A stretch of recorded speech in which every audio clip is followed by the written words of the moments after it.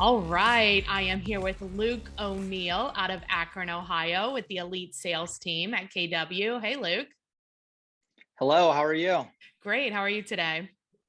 Oh, Jennifer, I cannot complain. It is currently snowing in Super. beautiful Akron, but then on Saturday and Sunday, it's going to be in the 80s. So, Yeah. pretty typical for Northeast Ohio. Dress in layers for every weather during one day. That's what it is for sure. Yeah, pretty much, yes.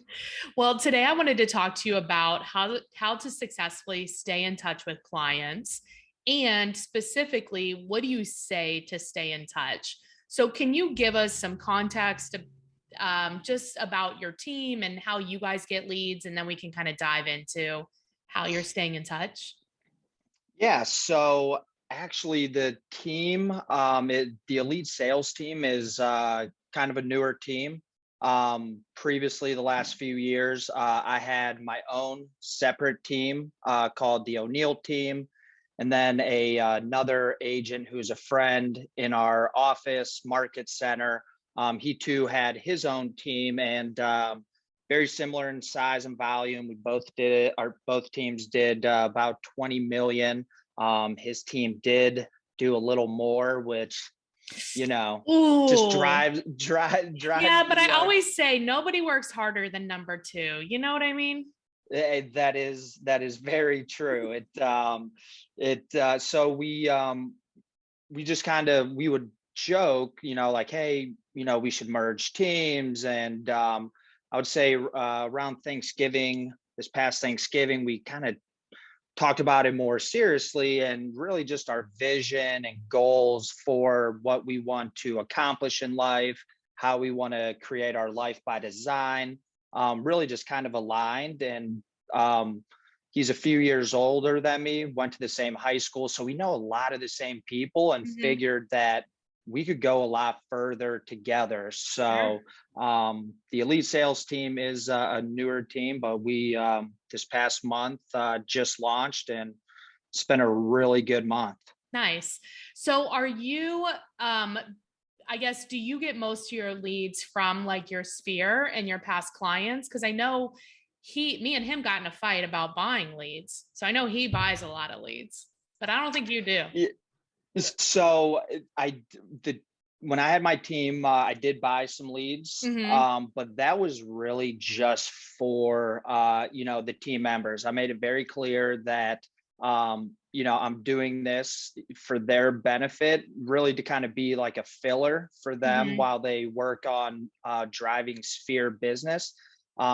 I don't think I've ever closed an online lead. That's not how I built my personal business. Hmm. So I've done everything from, self-generated, Sphere, referrals, door knocking, cold Right. calling, you name it. But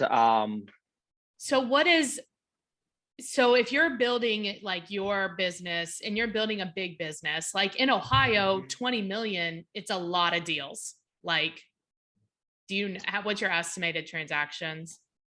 yeah, so my estimated, we did 84 units with an average sales price. Yeah, that's high. I mean, that's a lot. That's Uh, not as many units as I was thinking you would have. so my average sales price is $238,095. And just to give the context, the average home price in Akron, our area, is around 160. Mm-hmm.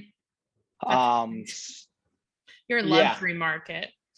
Yeah, yeah, I definitely want to get into the luxury market. But we had a good blend. I mean, sold over a $1.3 million property to a $9,000 property to an investor, right? Right. So Yeah, so there's a lot. But you are building your business on, like you said, your sphere, your past mhm. clients. So how are you staying in touch with people? And give us like what are you saying to them so that the call's like not awkward? And what is your process around that? Yes. So I follow anyone who's familiar with Keller Williams or that's been in Keller Williams ecosphere, Hmm. it's called DTD2 schedule. Okay. And really what that is it basically says, for the week of April 18th, you're going to contact your sphere, your past clients whose last names begin with A and begin with W. Okay. Okay. And then so you go through that week, all your past clients, sphere with last names of A and W. And then the following week, it would be the last names that start with a B and an E. And you essentially just go through until you've contacted everyone, Okay. and you just repeat it, Start right? over. Yeah. You start over. It can be a little monotonous at times, but really what that is for you to reach out to the people who already know, like, and trust you, Hmm. and and connect with them. We do the email drip campaigns, but there's something to be said about, making the time to reach out to them. Yeah. And I should note, it doesn't necessarily have to be just a phone call. It could be through a text message. It could be Facebook Messenger, Instagram, however you're connected with them, which you should be friends with all of your clients or sphere on social media. But for me, I preferred making the phone calls. So what are you talking to them about? And so, okay, so I mean, if you have like a smaller sphere, this isn't Yeah. going to take very much time, right? But if you have a No. larger one, it could take a long time. So, like, I guess on average, I want to know, what are you saying to them? And if you feel like it's been too long or not long enough, like, what is the cadence of it? Like once a quarter, once every 6 months? Like, So I would say, if you, depending again, you made a good point, depending on the size of your sphere, your hmm. past clients, if it's a smaller one, you should want to do that I mean, really, it should be every month, Hmm. or every other month. Okay. So I born and raised in Akron, Ohio. So I fall Are into we it supposed to about, say I'm sorry? No, I'm yeah, just kidding. no, no. Cincinnati It is way better, Luke. I actually went to the University of Cincinnati, So you so know. oh yeah, I've got people that live in Cincinnati now, that I know from school and growing up with, that I reach out to them. Yeah. Um, so it so if you have a larger sphere, you want to do it at a minimum once a quarter. Gotcha. So depending on how many, every 2 or 3 months, do you base it on if they're kind of like an A client or a B client or a C, or you just everybody? So I mean, this schedule is saying, if they're in your phone, like if you were to start this, and it's a good way to kind of cleanse your, because I had so many people Oh that yeah. from college that it's like I don't have their last name, it's just, Yeah. it's a good way to purge the people from your phone that you just don't know. Right. But you really just follow a schedule based on the week it is and the letter of the last names. Okay. Okay, I gotcha. So give us some examples of what you're saying, because I assume that you're not just calling and being like, "Hey, this is Luke. Who do you know that's looking to buy or sell?" Yeah, so it you first off, in this business, and we kind of touched on this on our phone call, is realtors get a bad rap for really just kind of caring about themselves, Right. kind of having commission breath. They only care about the commission. And That is you know no good. it is no good. And people aren't wrong. There's over 1.4 million realtors in the US, and unfortunately, 20% of the realtors do about 80% of the business. Hmm. um, but it's that other 80% that they're not doing enough business, that they have to rely, like, that commission to them is everything, right? It's Right. to pay the bills. And I get it. When you start off in this business, I started full time, and it's tough to get going. Mhm. Um, but I always just came from a place of servant leadership, of always just putting the needs and caring for the clients, whoever it is you're talking to first. Right. Um, so you never want to call them, say, "Hey, Jennifer, this is Luke. How's it going? Hey, who do you know looking to buy or sell? Or, give me a referral, or are Right. you looking to buy or sell?" It immediately, think about when you walk into a store and someone immediately tries to pitch you, or the Right. door knockers, right? Like, I love it when someone's trying to sell something door to door, whether it's new cable or whatever it Whatever. is. Yeah. You open the door and they're immediately just like whack you in the face with their pitch. It just, and you're just They just like, like throw up on you. Yes. yeah, You're they like, throw up on stop. you.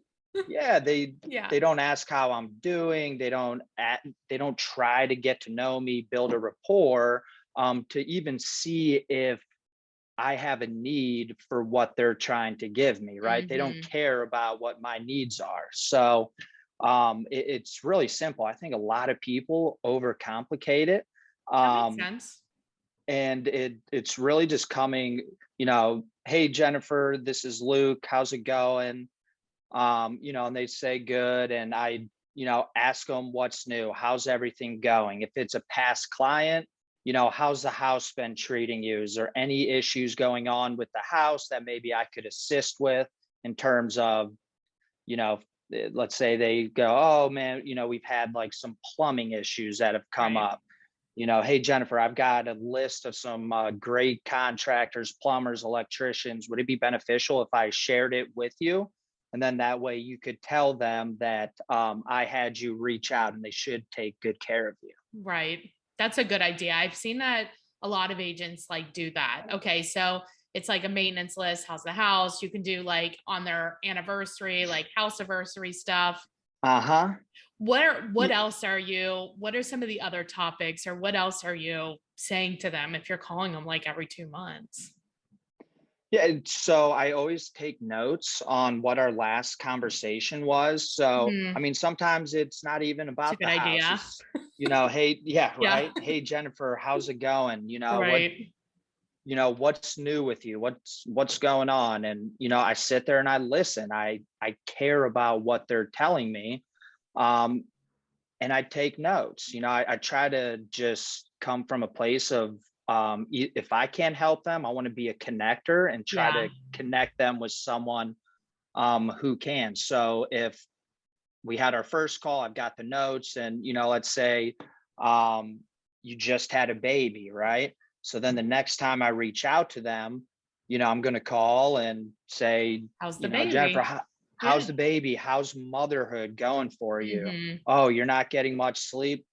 Trust me, I know the feeling. I've got two young ones, and I can tell you it does get better Right. sometimes, right?" Sometimes. And you try to connect with them on a personal level. Mhm. And I never bring up real estate. They always We'll circle say it. to it, yeah, Yeah. because they want to then know how's things going with you, what's going on in your world. And then at that time, then you can open up and talk real estate, make Yeah. your pitch. So for me, I always like it when it circles back around. Just kind of tell them, if they're living in Akron or they're in another city. I like to kind of tell them about the market, what I'm seeing that's Mm. going on. And because I always offer to help them, connect them, see how I could serve them, they're Mhm. naturally gonna want to say, "Well, Luke, what could you use help with?" Right. And then Right. that's at that time, then you can say, "Well, right now I'm really trying to hit a goal of X amount of sales this week, or Mhm. to try to get X amount of referrals this week, right? Mhm. So do you happen to know anyone at your work, a neighbor, your church, your yoga class?" Again, you Whatever. always Yeah. go back Your to what's mommy and me important to them. class. Yeah. Exactly. Yeah. I think too, even like being more specific, right? Like I'm looking for somebody who wants to sell their house in this neighborhood, like maybe a Hmm. neighborhood you're trying to break into or something like that, or you have a Yeah. buyer client that's looking for a house. Like something as specific as that helps too. Oh, 100%. That's why I don't say, "Hey, Jennifer, do you know anyone looking to buy or sell?" Because then you're like just going to think really broad. I Yeah, always say, do you have a family member? Do you have someone at your a coworker or someone at your right. church? Because then you start to think of specific Specific people. people, right. What about clients that you don't like? Clients that I don't like. Do you call them too, or are you just like, I'm not gonna call them? It, Tell me the honestly, it truth, depends. Luke. I'll tell you the truth. It really depends. It really depends on how our last interaction was, right? Like why don't we like each other? Sometimes it's just our values and our mindset and beliefs on certain things just maybe Yeah, don't align, right? right. So they're not the ones that and I have called them before, and it either they don't answer or they answer and say, "What do you want?"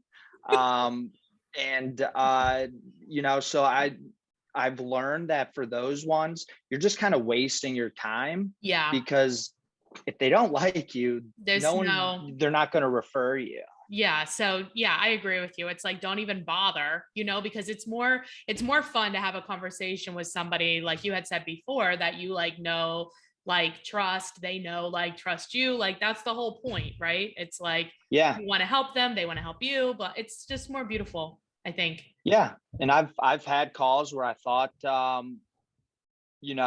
not that we didn't like each other. I thought maybe the transaction was smoother than maybe it was, and that's the time that they've let me know, right? And Yeah, I welcome it because you can only get better and fix things that you're aware of. exactly. Does it suck when you make a phone call and you're thinking it's gonna, be a good one, and they say, "You know what, Luke? I just felt like, at this time, like Hmm. this should have been handled differently." And it's like, whoa. It's like, you know what, Yeah, Jennifer, you're right. Like I apologize, and in the heat of the moment of the transaction, there's a lot of moving parts that, I guess I missed the cues from you that, maybe that I could have done better on something. And yeah, I really appreciate you, letting me know, because I want to make sure I never make that mistake with the next client. And right. most times they're like, wow, Wow, right. okay.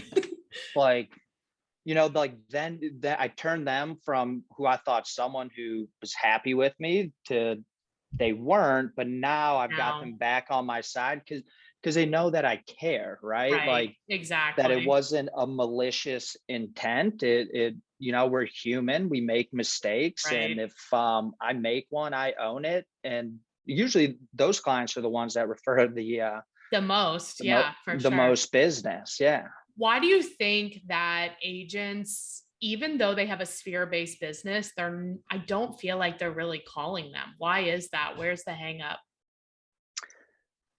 I think rejection, and again, they're scared of rejection because they're coming with a commission breath point of view, right? Or a commission Mhm, breath mhm, call.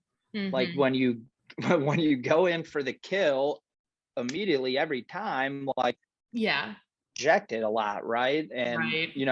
for me, my goal is to not get the referral right then and there on the phone. My goal is to connect with them and see what's going on in their life, and it allows them to, oh, it's Luke, he sold us Yeah, our house, or and it's a way to stay top of mind with them. But also I think people just overcomplicate it. they Like do. Yeah, they just make the they think, call.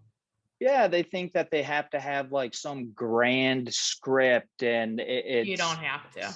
you don't have to. Like my scripts are very simple. It's to ask questions and talk less. That's it. Like Yeah, that's why you're good at your job, because you're asking questions for this, and it's Mhm. to get it's the same thing. How Right. are you? What is new? If you talk more on that phone call, then you lost. Right, exactly. I think that's a really good tip.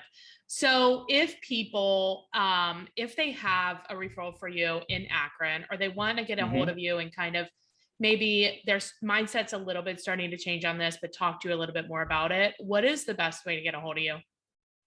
Yeah, so I would say the best way is honestly a phone call or a text message. I'd Mhm. like to say that email would be it, but if you're in this industry, you know that you just get so much shit, Yeah, emails of yeah. junk, that you could call me, text me. My number is 330-414-2305. I don't know everything, but I love helping people. So if anyone wants to kind of dive in deeper on it, and just pick my brain, I'm happy to connect. Awesome. Well, I appreciate you being on. Thank you. Yes, thank you very much. And I hope you have a great day. You too.